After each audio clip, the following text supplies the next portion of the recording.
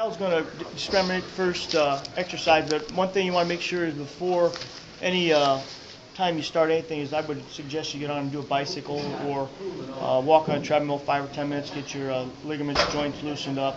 What Kyle's going to do here is start with leg extensions.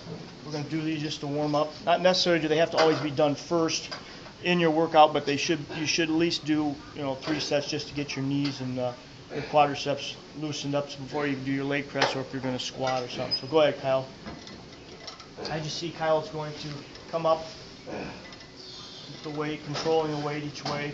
Like I say, you can adjust this. Everybody's different as far as your size and legs, and basically you can adjust everything on the machine itself for yourself. As you see, he brings it up, locks out, a little squeeze, hold the weight.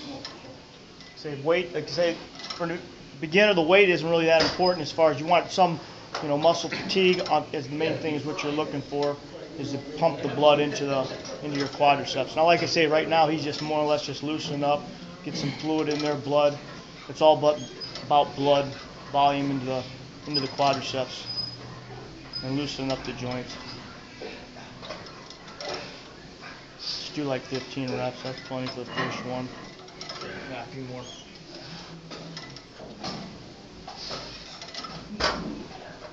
Good squeeze. And like I say, as if you get more into you can do a negative stuff on the way down, holding it for the count of 3, 4, whatever. Then you got up your rest. Like I say, if you're cramping, if you're in an intense where your legs start cramping, your quadriceps, it possibly could happen at a time. Just get out, stretch, shake out your legs, and then you can get back into the machine. Your rest intervals, and most of the time for your isolated exercises, you should probably, it should be no less than 45 to 90 seconds most in between these sets. You're not looking for a 2 to 4 minute rest period where you don't really need to regroup your strength. You're more or less looking this is here more or less to, pump as much blood into that muscle area as you possibly can at that time. That's what's going to make that muscle grow, is blood. Ready? Go for it. Just rip off 2 more sets when you're ready. As you see, he holds on. You can hold on to the grips, or you can cross your arms, put it back, whatever. There's all kinds of different variations. The main thing, when you're coming up, you don't want to come up and forcibly snap your knees. You can get the lockout nice and easy. Same way down. It's all controlled. You don't go down like let it go crazy. Yeah, go up and then just go down. Yeah, you want to see there's no control there. There's no benefit, first of all, like I say, as far as your muscle, and it's also just could, lead to an injury or something. And with your breathing movements, when you're coming up, you're blowing out, you're taking air on the way down. And any exercise you do, that's what your breathing is your most important thing. You'll see some guys or women, their face turns beet red. That's because you're holding your breath, and you don't want to do that. Always let air, flow. That way you don't have to worry about anything, problems with that.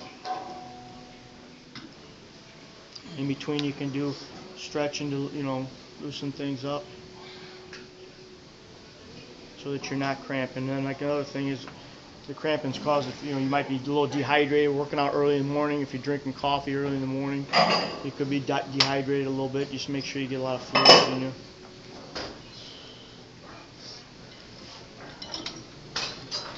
Last one here. Get her done, son. Slow control. Like I say, the weight, like I say, he's pretty much just loosening up. Of course, he's a lot stronger than that. We're not really concerned about that. And everybody's weight, like I say, 10 pounds to one person might be heavy, where 200 pounds to one person might be light. So, again, weight, you don't want to get caught up in weight. Obviously, weightlifting with us, like Kyle and Brian and I, it is an ego type thing a little bit, where that's what it realistically is. That's what we're in here for.